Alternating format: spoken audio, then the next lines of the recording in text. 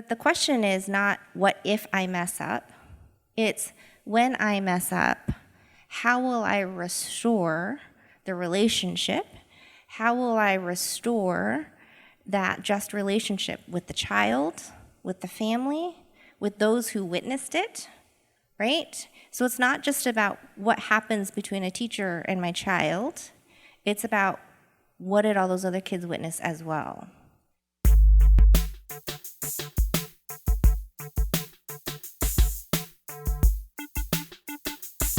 This is High Tech High Unboxed. I'm Alec Patton, and that was the voice of UnSuk Zucker, a partner at Promise54. This episode is a live recording of the Deeper Learning Den Talk that she co-hosted with Sheldon Eakins, founder of the Leading Equity Center, in April 2022. With that, let's get into it. Hi everyone, and welcome to the Deeper Learning Dens.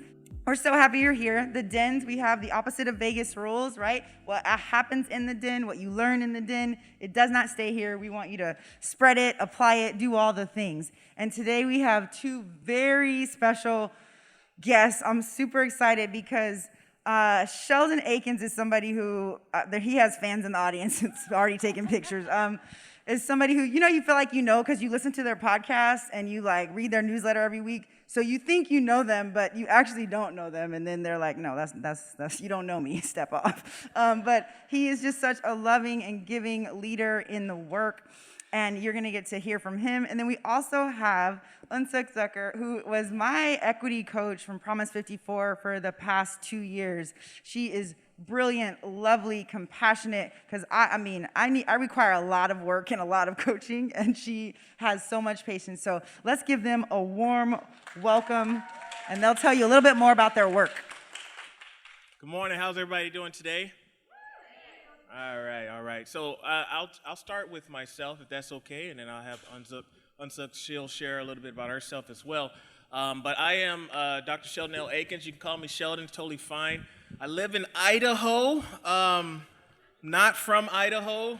No, there are no black people in Idaho, and we do eat a lot of potatoes. And so I started a podcast once I moved there about a year in because I was dealing with a lot of stuff as a black man in Idaho, as a parent with black kids in Idaho, and as a employee who worked with students that were first in their family or would be first in their families to attend a four-year institution, and they were dealing with issues. I didn't know how to help them. So 4 years ago, I said, you know what, I got to figure out how I can not only help myself, but also help others who might be in similar situations. And so the Leading Equity podcast started 4 years now, and we're about 230-something episodes. So if you are into podcasting, feel free to check out the Leading Equity podcast and the Leading Equity Center. So that's what I do. I do a lot of training. I do a lot of workshops. I work with teachers, faculty. I work with counselors, principals, whoever, and support them with the tools and resources necessary to ensure equity at their schools. So that's what I do. And again, I live in Idaho, but I'm not from there. I'm from Texas. So UnSuk, why don't you share as well? So I am from Idaho, no joke, born and raised there. Michelle did not actually plan that. We didn't even realize we had this connection until well into our initial conversation together. So I am from Idaho, and that's actually a big part of my introduction. So I'm Korean American, born and raised in Boise, Idaho. My name is UnSuk. So Un is pronounced somewhere between the short and long vowel U. It means grace or mercy. Suk rhymes with hook or book, and it means dignity. And it has been my own journey to learn to embrace and own my name, which is why I take the time to share how to pronounce it, but also what it means. Because for most of my life, growing up in Idaho, looking like me, I was expected to extend grace and mercy at the expense of my dignity for most of my life. And that is what brings me to the work that I do today. So I spent most of my career in education. So I taught elementary school for 15 years. And it was through schooling that I was exposed to the work of Glenn Singleton, who wrote Courageous Conversations About Race. And I tease him to this day that he turned my life inside out because he was the first person to put words and terminology to my experience that I just had buried and accepted as life. And it was through his work that I realized all the ways in which I was still being asked as an adult to leave huge parts of myself at the door. And then I was pretty mortified when I realized I was also asking kids and parents to do the exact same thing in my classroom because of the ways in which I've been taught to do school. So it was in that moment that I decided that DEI was what I wanted to do with my life. Y'all, be real shocked. No matter where you are in a school district, it's a bit of a fight to make DEI what you want to do with your life. Weird, right? So went along a little bit of a journey, spent some time in Denver Public Schools in central office, went to another nonprofit where I was the director of DEI before landing here at Promise54. I'm also a mom and a spouse, and that is important to what brings me here today as well. My husband is white, which means we have a biracial son. He presents very Asian at this point in time, and so daily in our house we have conversations about what does it mean to instill enough confidence in our son to be unapologetically who he is, a biracial, rainbow, unicorn, sparkle boy. Those are all the things that he loves. But that also means we have to be careful in the ways in which we try to prepare him for the ways in which the world has and will continue to receive him because of all of those intersections of who he is. So that is a little bit about what brings me here today. So thrilled to spend some time here with Dr. Eakins. Thank you, Michelle, for inviting us. I'm going to pass it over to Dr. Eakins. Sheldon is totally fine. Thank you, though. Michelle, thank you for having us. This is awesome, so I appreciate it. Thanks for listening and reading the newsletter as well. I never know who's listening to that or reading it. All right, let's start with the first question because both of us have kids of color, and we are in predominantly white spaces. And I wanted to throw this first one out to you as far as like, at what moment did you really start to notice, you know what, his experiences are going to be a lot different than maybe his peers? Where was it for you that it kind of was that moment? Yeah, when we first knew we were expecting our son, I had lots of anxiety about, oh crap, what is this world going to be like for him? And then I just got caught up in life, trying to raise a baby, we were two teachers, trying to make ends meet, and honestly, just slipped our minds. And I went straight into my own assimilation practices, all of the things. And in kindergarten, two things happened. One, super well-meaning, very veteran kindergarten teacher, Lunar New Year, was also overlapping with parent-teacher conferences, and she thought it was really funny to share this story that she had all the kids down on the floor, pointing at a map of Asia, and said, "Colton, where's your mom from? China? Japan?" And he yells, "Idaho, why?" And while that was a really funny, silly story, it was just a jolt of reality around perpetual foreigner when it comes to Asian identities. And so that was one sort of slight academic moment. That same year, our son came home unusually quiet and mopey one day. And so we asked him what happened. He said one of his close friends came up to him, pulled the corners of his eyes up, and sort of in his face. So we asked him what happened, and we're kind of surprised because no one at the aftercare program said a word to us about anything happening. He said, well, so-and-so, Miss So-and-so told him that wasn't okay. And then Justin got mad at me, and now Justin doesn't want to talk to me. And so for us, we felt like that was such a powerful learning moment for him, for both boys. So we went back to school, because it was after care program, asked if we could sit the boys down, and tried to do our best to mediate a more restorative conversation. Why was that hurtful? Because at this point, what we know is so many of our white kids just know at a very early age, you just don't talk about race. They don't know why, they don't know the harm, they just know we're not supposed to talk about it. And so we mediated a conversation between the two boys. And it ended up being a really powerful conversation where, Justin better understood why it hurt his friend's feelings. My son had the space to be able to share how it had impacted him. But here's where it gets more heartbreaking as a mom and as an educator. So we got home. Husband and I are feeling pretty good about ourselves. We're like, look what we did. And our son gets home and just falls to the floor and starts sobbing. And, buddy, are you still sad about what Justin did? And he said, no. I'm afraid I'm going to get in trouble because I made Justin feel bad.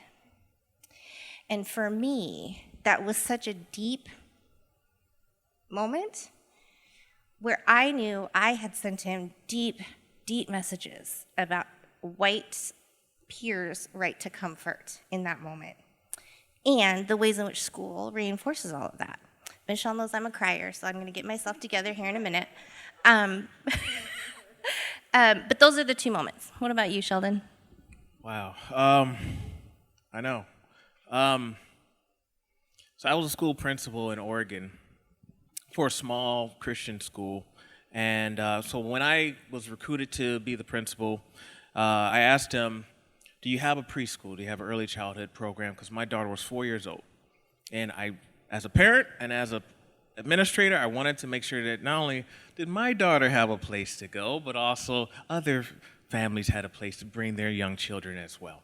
So we go through the process, we become a state licensed facility, we have early childhood, and I remember maybe a few weeks into school, my daughter comes home from school and says, Daddy, I want my hair like my friends.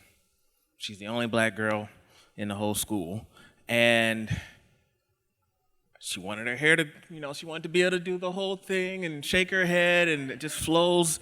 I said, baby girl, your hair doesn't grow like that.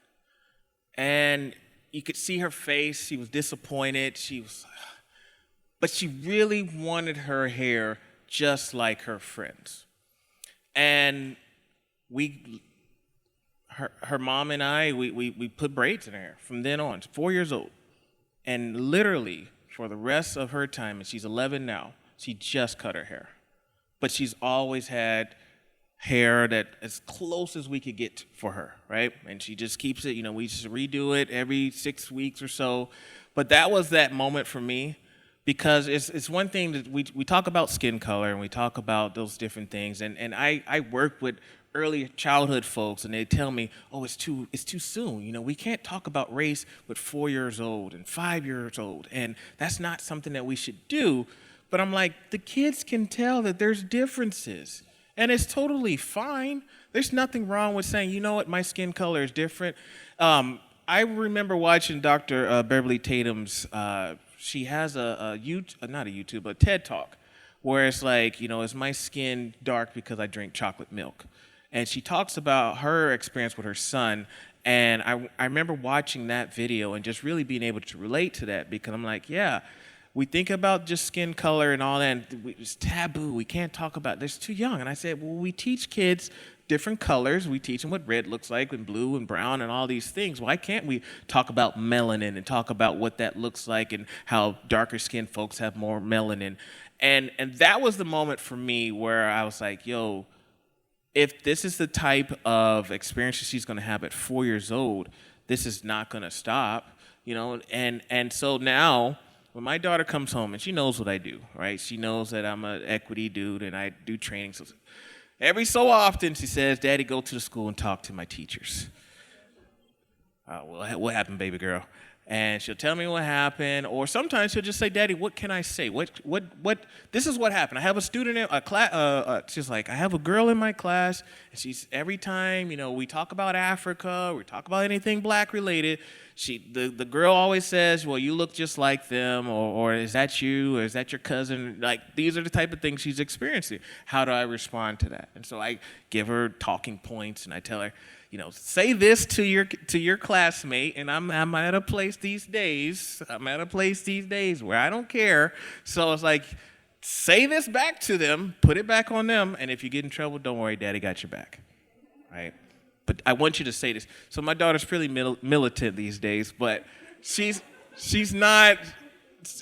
But again, as a parent, as someone that does a lot of this work, and I want to help her to feel empowered, because guess what? A teacher's not going to always be there in the classroom or overhear something. She needs to be able to fend for herself, because she's always been sometimes the only person of color, but most of the time, I would say 98% of the time, she's the only black girl in her grade, sometimes in her school. Like, these type of things are her experiences that she has. So that was from 4 years old all the way until now, and she's in 6th grade right now, and I'm just helping her be able to have, again, the terminology and language. So let me ask you this question, all right? So, and thank you for sharing, and I know it's tough sometimes to share these type of experiences, especially with people we don't know, right? And we're having an intimate conversation, but there's folks listening. I want to know this, because now that you have, your son is getting older, what type of things would you like teachers? What message would you give to teachers who are, maybe they have predominantly white students in their classrooms, or maybe they, whatever their demographics looks like, but for folks that maybe have biracial kids in their class, what type of message would you want to help teachers know? That's a great question. It makes me think of a couple of things. I think one, on the technical side, is it's okay to talk about race. In fact, it's appropriate to talk about race. We talk about social emotional. I think about all of the programs that we have that we're teaching our kids. It's okay to talk about our feelings. The reality is, all of us, every single one of us, have identities that we have deeply, deeply tied, attached emotions and feelings to.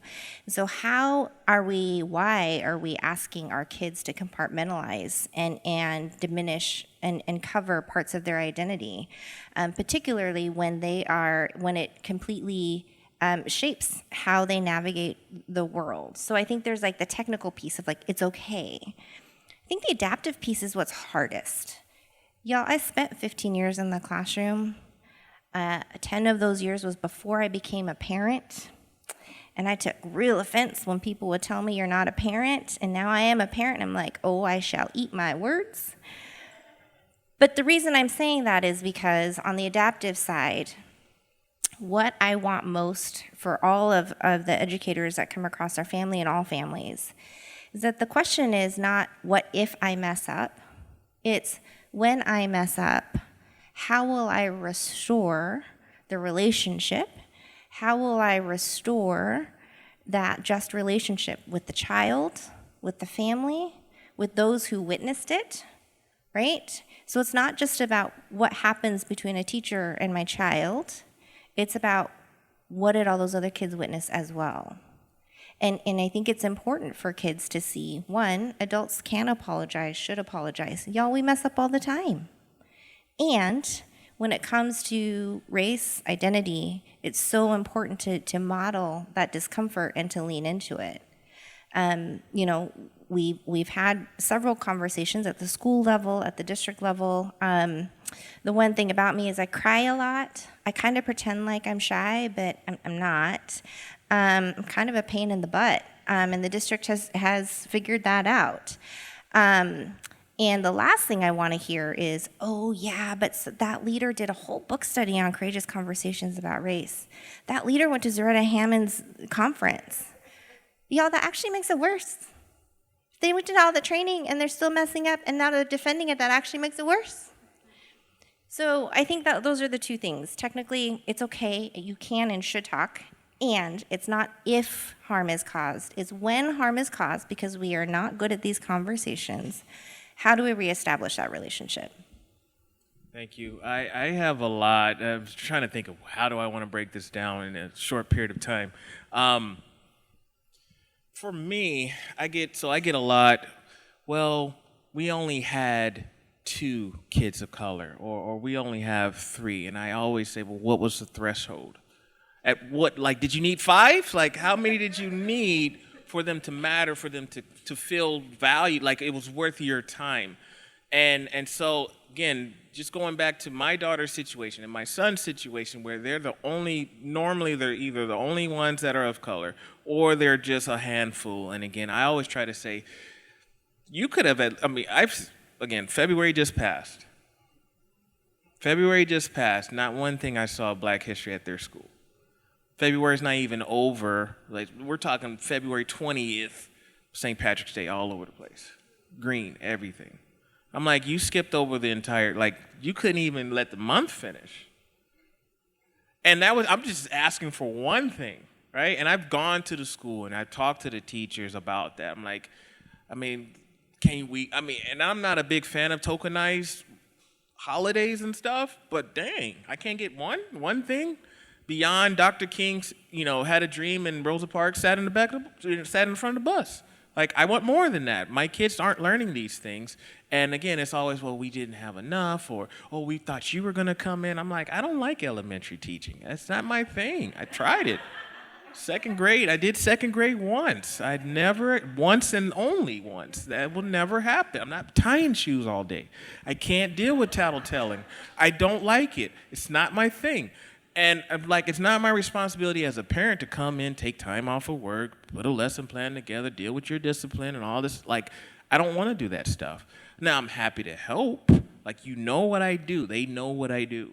And I'm like, I won't charge. I just want to help, right? And it's just like, I don't know if I come across too abrasive or whatever, but, I'm like, I want the best, because it not just benefits my child, but it also benefits the school and it benefits the entire class. Because again, these kids aren't getting a lot of experience with people of color, but they might end up working in spaces where there's on a team and there's all these different diversity of thought.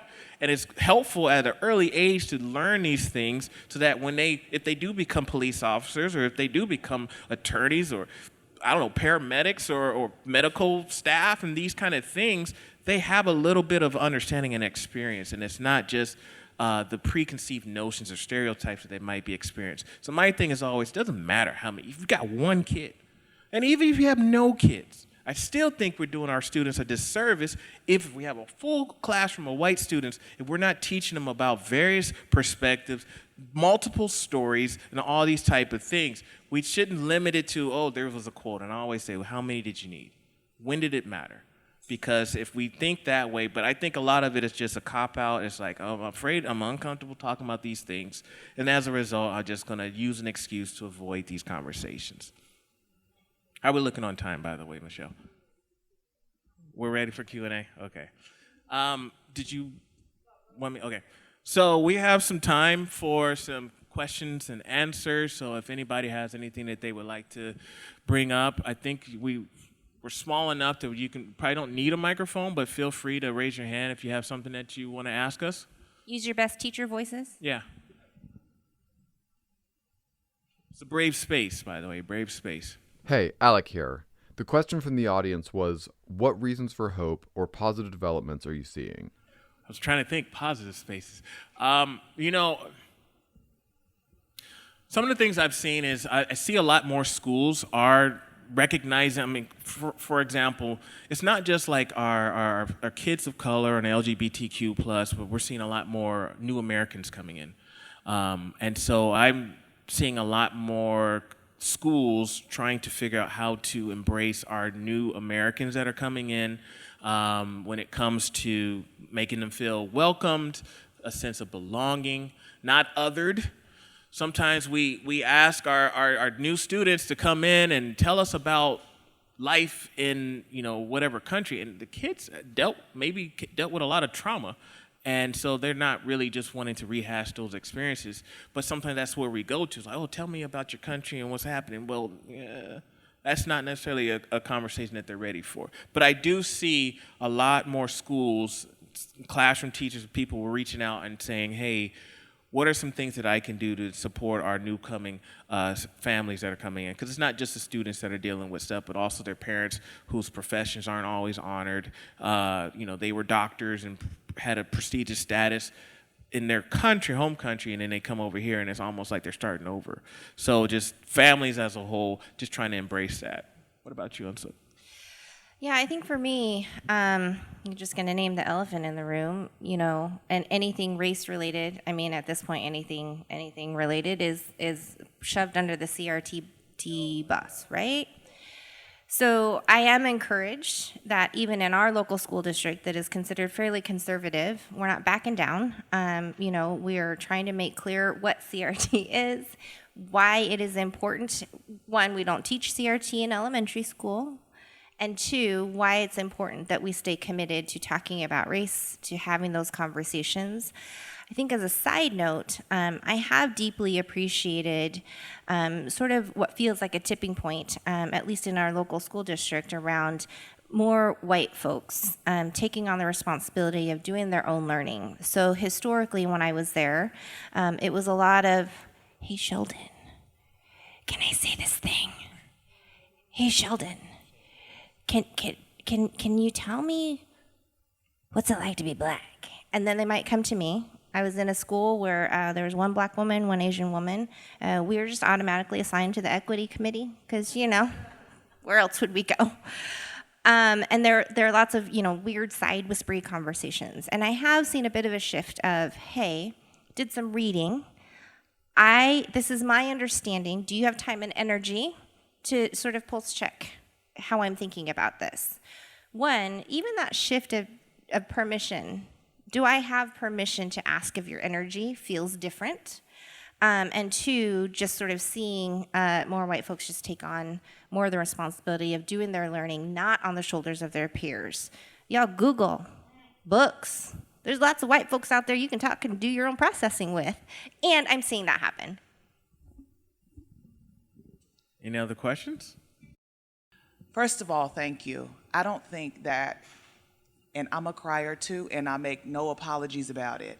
I don't think that we have enough spaces to share these experiences.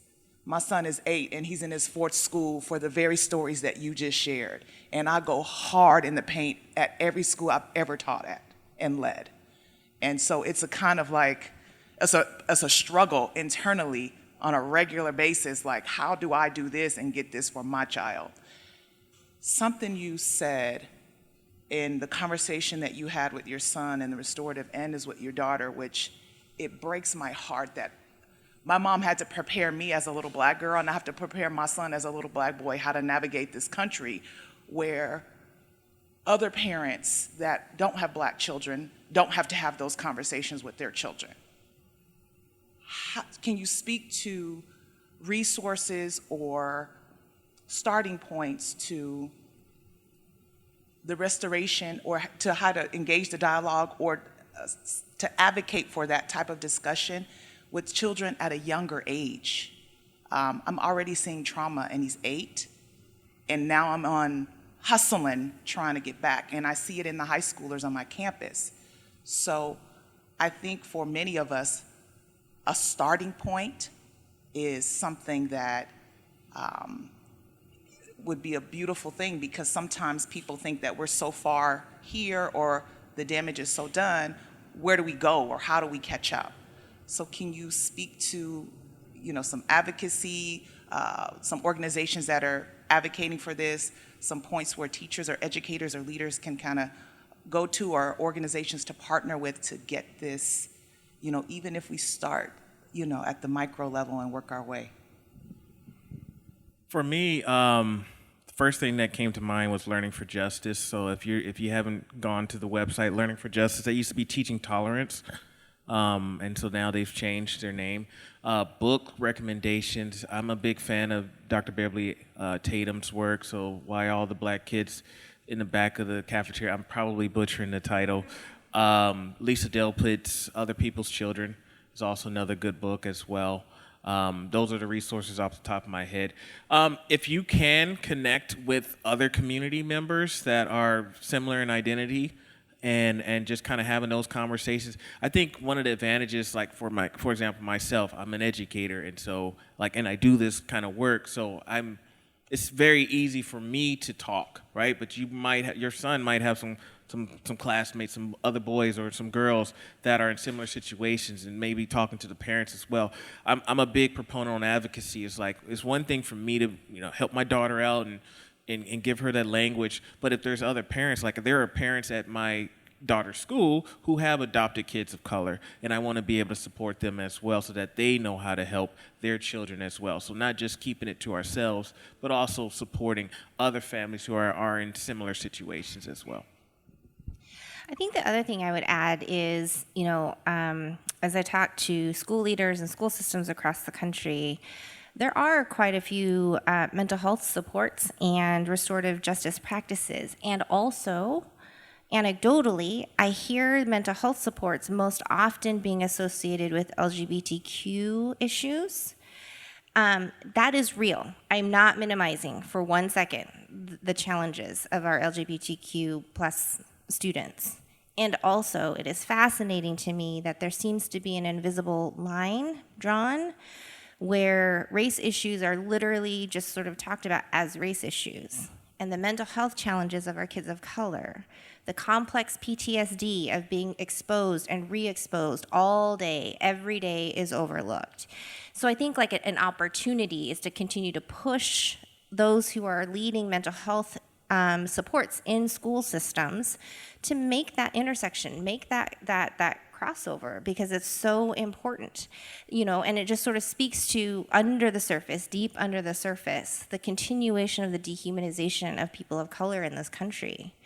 The fact that we talk about race issues as a thing and not about the deep trauma and the emotions that are associated with it. So I just feel like that's really important to name. How's that for a non-answer? Michelle knows I'm really good at non-answers. Hi. I just want to say thank you for your time and energy. This is awesome. But as a first-year young educator, I just want to ask for advice on how to navigate this conversation with maybe my older colleagues or older parents, because sometimes it's hard. They don't seem to trust you, but what advice can you give to someone like me? So a couple of things. One, as a first-year teacher, make sure you keep your mask on, your oxygen mask, when you need it, because we need you to stay in the field. And if you don't take care of yourself, you're not going to be able to stay in the field. So that's first and foremost. And often as teachers, taking care of ourselves feels really selfish, and it feels counterintuitive to why we go into the field, which is why I said that first. I think the second thing is, I don't know about you all, but when I was first-year teacher, first few years teaching, I was sort of seen as the cute little puppy who didn't know anything. And so there's levels of credibility that sometimes have to be established that can be frustrating and can be really insulting, quite frankly. So for what it's worth, at the risk of sounding manipulative, because I'm not trying to be, but sometimes when we have these conversations, especially with older educators who might sort of feel like they know better, or they have created and formed their perspectives over the years and then confirmed those biases along the way, inquiry questions can be really helpful. Anything from, can you tell me what you intended by XYZ? Hey, depending on your relationship, if you have a strong enough relationship, hey, when you said X, I think you meant this. Name the presumed positive intention.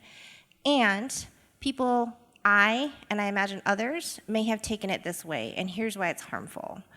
To just sort of engage in that conversation. And all those things that I said at the beginning of my answer are real. They may or may not hear it. But at the very least, you're establishing your perspective, you're sharing your perspective. You can't do anything about whether or not they receive it and or how they receive it, but you can at least engage in that conversation. That's my thought. What about you? You answered exactly how I would have answered. The only thing I would add to that We've known each other for like 24 hours. We're connected. besties. We're connected. The only thing I would add to that is another way to approach it is to share with your own story. Start off with a little bit of vulnerability on your own end. So what I do sometimes in these type of situations is like, you know what? The other day, I just kind of remembered a time when I was in high school, and I did this, and I made this mistake. Kind of reminded me of what I saw this morning when I was in your classroom. There's something, it just kind of reminded me of that, and then kind of open up. Is it okay if we talk about that? Can we just chat? That way you're starting off, again, a lot of folks, what happens is we come at people, they feel defensive, I didn't mean it that way, and we're in impact versus intent type of situation, and they shut down, they don't want to hear anything that you have to say. But if you start off by sharing your own story first, hey, this happened to me 6 years ago, or while I was in college, or while I was doing my student teaching or whatever, I remember this experience. It reminded me of something that I saw, or it reminded me of something I heard you say to a child, or whatever it is, right? You can relate them that way, and then open up the conversation would be another approach to have.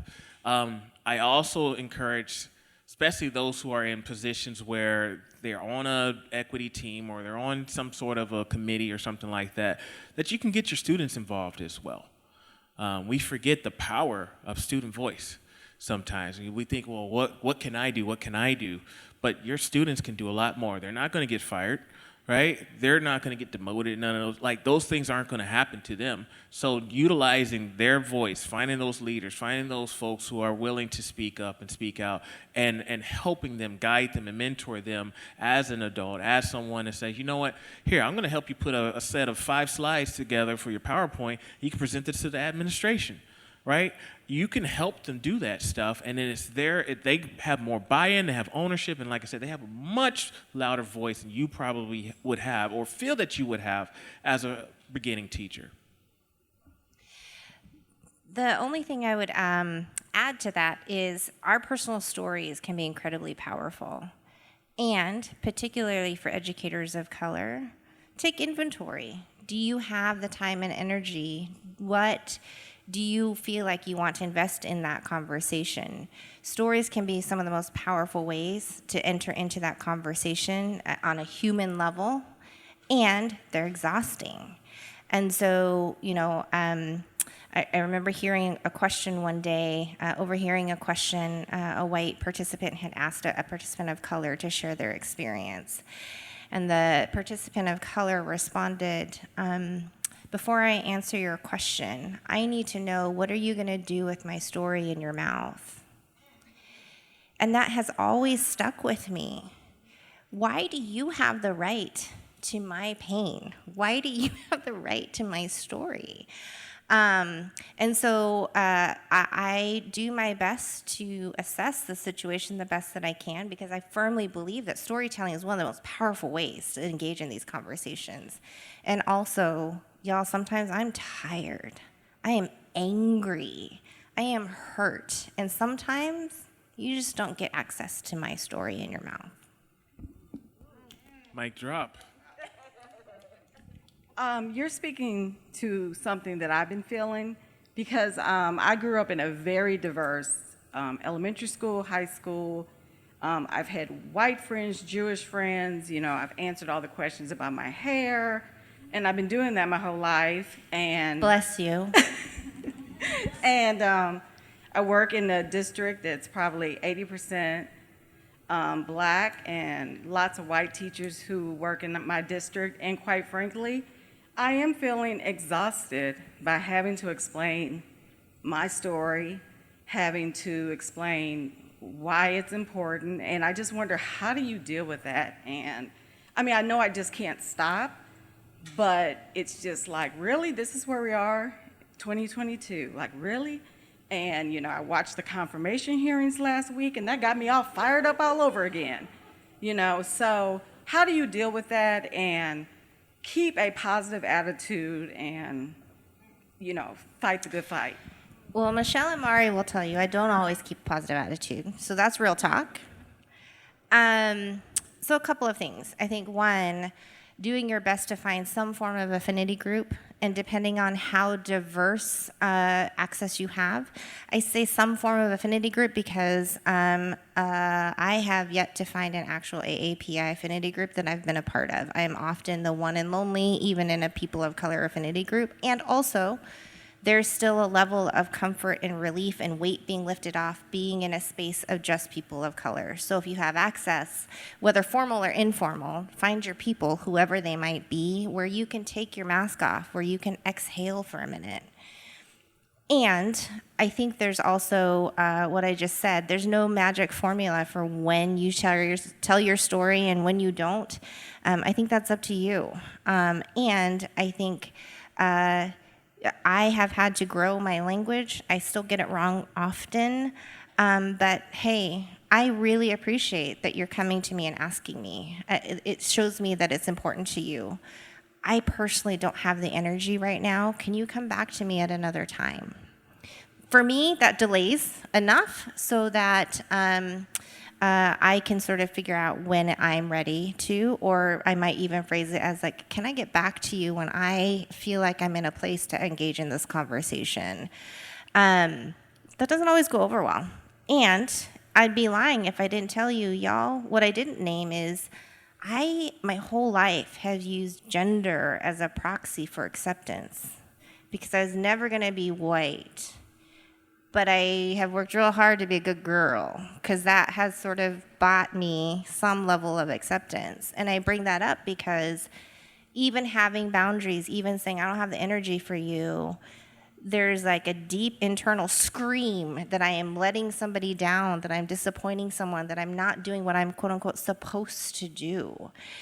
And I've gotten too close to many breakdowns at this point to have to do that all the time.